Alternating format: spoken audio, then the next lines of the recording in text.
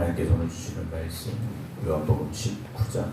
신약성경 181쪽입니다. 요한복음 19장 1절부터 13절입니다.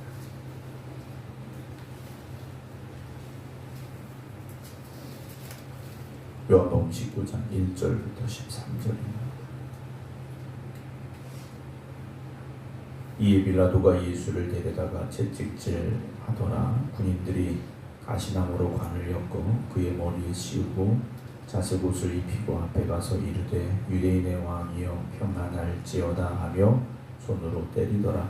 빌라도가 다시 밖에 나가 말하되 보라, 이 사람을 데리고 너희에게 나오나니 이는 내가 그에게서 아무 죄도 찾지 못한 것을 너희로 알게 하려 함이로라 하더라. 이 예수께서 가시관을 쓰고 자색옷을 입고 나오시니 빌라도가 그들에게 말하되 보라, 이 사람이로다 하매 대장들과 아랫사람들이 예수를 보고 소리질러 이르되 십자가에 못 박으소서, 십자가에 못 박으소서 하는지라. 빌라도가 이르되 너희가 친히 데려다가 십자가에 못 박으라. 나는 그에게서 죄를 찾지 못하였노라. 유대인들이 대답하되 우리에게 법이 있으니 그 법대로 하면 그가 당연히 죽을 것은 그가 자기를 하나님의 아들이라 함이니이다. 빌라도가 이 말을 듣고 더욱 두려워하여 다시 관정에 들어가서 예수께 말하되 너는 어디로부터냐 하되 예수께서 대답하여 주지 아니하시는지라. 빌라도가 이르되 내게 말하지 아니하느냐? 내가 너를 놓을 권한도 있고 십자가에 못 박을 권한도 있는 줄 알지 못하느냐? 예수께서 대답하시되 위에서 주지 아니하셨더라면 나를 해할 권한이 없었으리니 그러므로 나를 내게 넘겨준 자의 죄는 더 크다 하시니라. 이러함으로 빌라도가 예수를 놓으려고 힘썼으나 유대인들이 소리질러 이르되 이 사람을 놓으면 가이사의 충신이 아니니이다. 무릇 자기를 왕이라 하는 자는 가이사를 반역하는 것이니이다. 빌라도가 이 말을 듣고 예수를 끌고 나가서 돌을 깐들 우리말로 가바다에 있는 재판석에 앉아 있더라. 아멘. 할렐루야. 주 앞에 나와 예배드리는 주님의 이름으로 축복합니다. 오늘은 온라인으로 예배 드리시는 분보다 교회 나오셔서 함께 예배 드리시는 분들이 더 많습니다. 날이 좀 이제 풀려서 새벽에 교회 나오시는 분들 숫자가 점점 늘고 있는데요. 기도하는 이 자리가 꽉 채워지고 우리 생각교회가 늘 기도가 멈추지 않은 그런 교회 되기를 주님의 이름으로 축원합니다. 예수님께서 이제 붙잡혀 가셨습니다. 그리고 그날 밤이 새도록 이제 신문을 받으시고 재판 아닌 재판을 받으시게 되는 장면이 오늘 19장에 계속 이어지고 있는데요. 오늘 19장 1절 보게 되면 빌라도가 예수를 데려다가 채찍질 하더라 라고 되어 있습니다. 예수님께서 지금 이제 채찍에 맞으셨다라고 되어 있는데 이 로마 군인들이 채찍질하는 강도가 좀 다릅니다.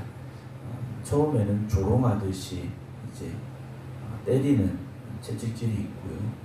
조금 더 강하게 하는 채찍질이 있고 또 아주 강한 죽을 정도로 때리는 채찍질이 있습니다. 예수님이 당하고 있는 오늘 채찍질은 조금 더 강한 채찍질입니다. 그 채찍의 끝에는 쇠 조각이나 아니면 뼈 조각이 달려있는 가죽 채찍인데요. 그 채찍에 맞을 때마다 몸에 살이 조금씩 찢겨나가는 그러한 채찍에 주님께서 맞으시고 계신 장면이 오늘 이제 1절에 기록이 되어져 있습니다. 사실 우리가 글로써 이 광경을 읽어가는 것과 그 현장에서 만약 우리가 예수님을 보고 있었더라면 또 다른 느낌으로 우리가 예수님을 볼 수 있었을 텐데요. 오래전에 나왔던 예수님의 그 순환에 관한 영화가 있었습니다. 아주 그 표현을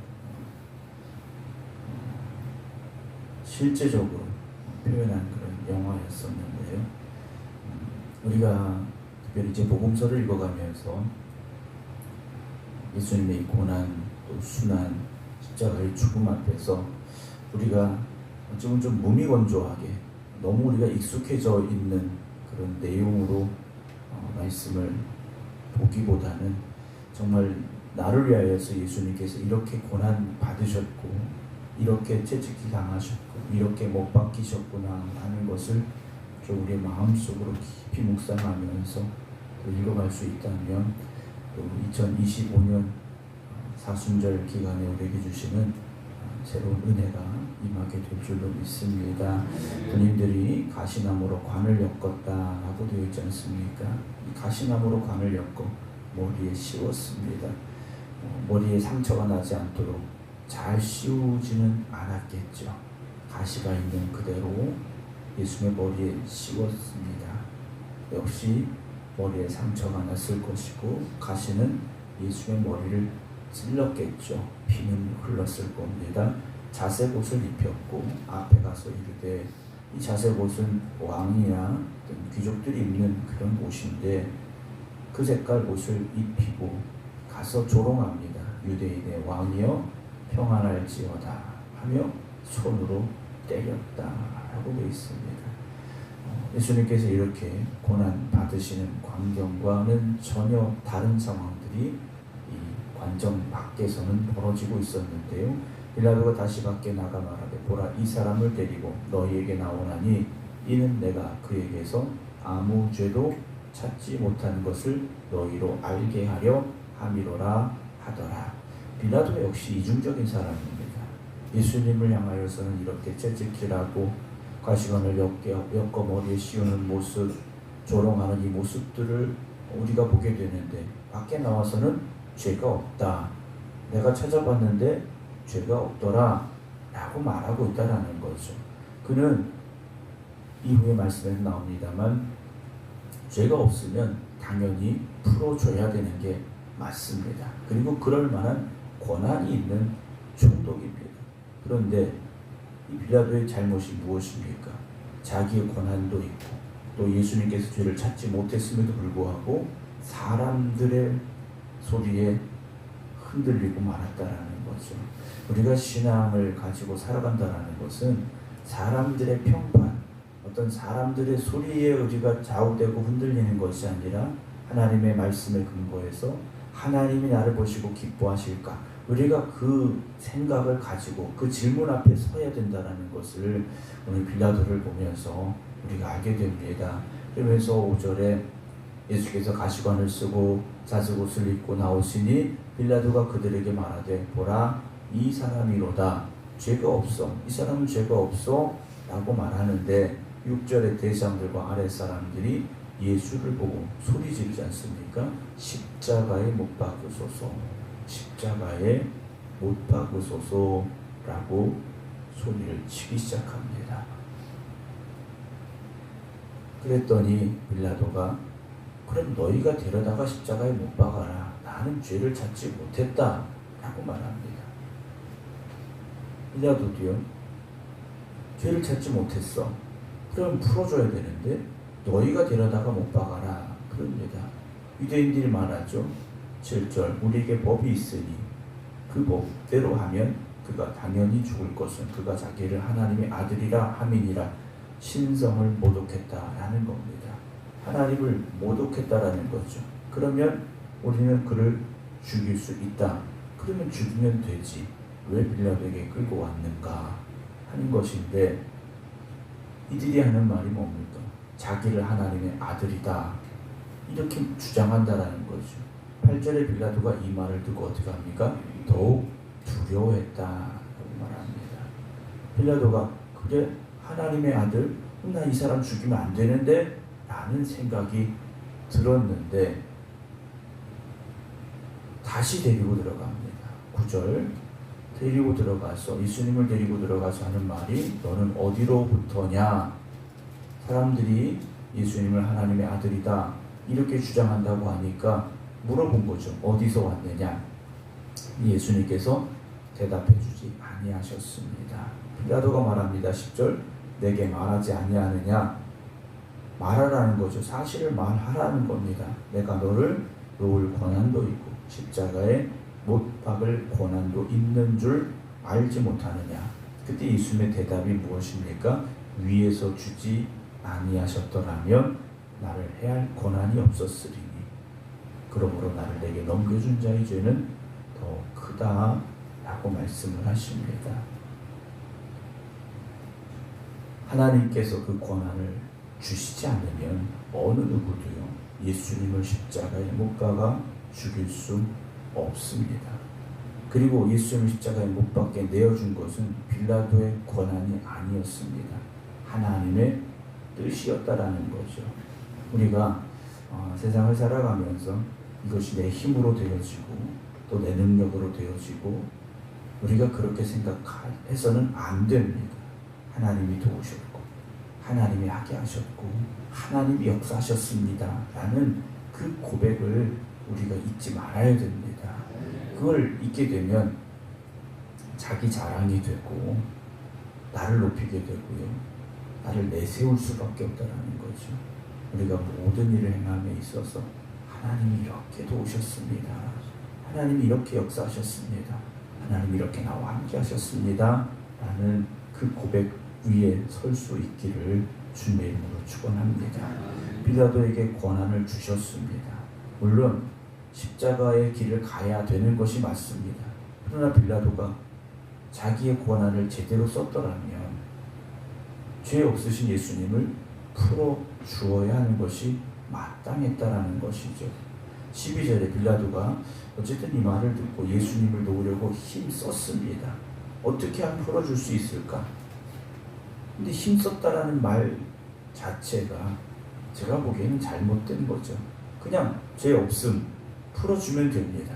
그런데 여전히 무엇과 고민하는 겁니까? 밖에서 소리치고 있는 대성들과 그 사람들 때문에 계속해서 지금 고민하고 있다는 거죠.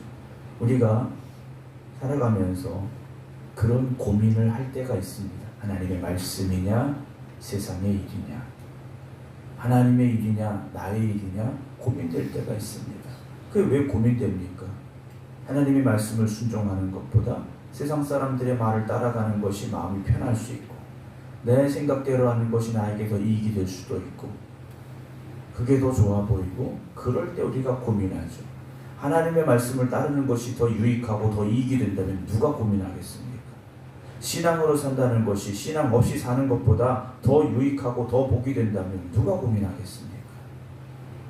여러분이 새벽에 나오셔서 기도하고 계시고 또 각자의 기도의 자리에서 기도하고 계신데 여러분 새벽에 일어나서 기도하는 게 잠자는 것보다 우리가 유익한 걸 알기 때문에 그것이 더 복된 것을 알기 때문에 깨어 기도하는 거지 않습니까? 여러분 우리의 신앙이 그런 기준을 가지고 살아갈 수 있어야 됩니다. 오늘 빌라도는요 힘썼으나 놓아주면 되죠. 그런데 유대인들이 소리질러 이르되 이 사람을 놓으면 가이사의 충신이 아니니이다. 무릇 자기를 왕이라 하는 자는 가이사를 반역하는 것입니다. 로마의 황제를 들먹이기 시작합니다. 총독은 황제의 명을 받고 여기 와 있는 사람입니다. 유대 땅의 평안, 이 안정을 위해서 파견받은 사람이에요. 그런데 지금 예루살렘에 폭동이 일어나게 생겼다라는 겁니다. 반역이라는 거죠. 황제가 엄연히 있는데 왕이라는 사람이 등장을 했다라는 겁니다. 그러면 그 사람을 벌하고 죽이는 것이 당신이 할 일이 아니냐라고 이들이 빌라도에게 외치고 있다라는 거죠. 빌라도가 어떻게 합니까? 예수님을 다시 끌고 나가서 이제는 재판정에 앉게 되었다라고 되어 있습니다. 사랑하는 성도 여러분, 세상의 힘에 굴복하는 것이 아니라 하나님의 권세 앞에 우리는 굴복해야 됩니다. 왜냐 우리는 세상의 종이 아니라 하나님의 종들이기 때문입니다. 하나님의 종이라면 하나님의 권세 아래 굴복하고 하나님의 말씀에 순종하는 것이 우리가 가야 될 길이죠. 주님께서도 그래서 그 길을 가고 계신 거지 않습니까? 채찍에 맞으시고 가시관을 쓰시고 뺨을 맞으시고 앞으로 침뱉음을 당하시고 온갖 수모를 당하시면서도 하나님의 뜻에 순종하고 그리고 그 순종의 길을 가고 계신 주님을 바라보며 오늘도 저와 여러분 세상과 타협하지 마시고 세상에 굴복하지 마시고 하나님의 말씀에 순종하여 하나님이 기뻐하시는 길로 갈 수 있는 우리 모두가 되어지기를 주님의 이름으로 축원합니다. 기도하겠습니다. 우리가 살아가면서 나의 이익을 쫓는 삶이 되지 않게 하시고 하나님의 뜻을 구하는 삶이 되게 하여 주시옵소서. 하나님의 뜻을 구하고 하나님의 말씀에 순종하면 하나님께서 우리의 길을 인도하시고 주장하시고 책임져 주심을 믿음으로 말미암아 오늘 이 하루를 살게 하여 주시옵소서. 그러나 끊임없이 우리를 유혹하고 우리를 흔드는 세상 앞에서 우리는 또다시 고민하게 됩니다. 세상의 길을 가는 것이 나에게 조금 더 편하고 그렇게 사는 것이 나에게 조금 더 이익이 되는 것 같기에 오늘도 우리는 고민하고 흔들리게 됩니다.